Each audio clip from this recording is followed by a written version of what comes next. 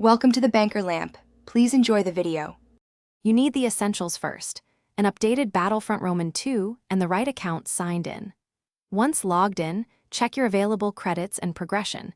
Heroes unlock via in-match pickups or progression systems, so preparation matters.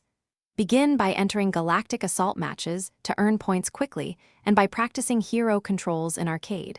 This sharpens your timing. Make sure to enable voice and HUD hints to spot hero pickup timers. These small settings speed up your path to Darth Vader. Now focus on earning the required battle points. Play objectives and assist teammates because objectives give consistent points versus kills alone. Once you have 1,000 or the threshold shown, position yourself near hero pickup crates or wait for the hero selection phase. Make sure to conserve points, don't spend on reinforcements unless necessary, and use vehicles to defend objectives and farm points faster. When the hero spawn triggers, move in deliberately so you claim Darth Vader before enemies can contest him. When the hero pickup appears, grab it instantly.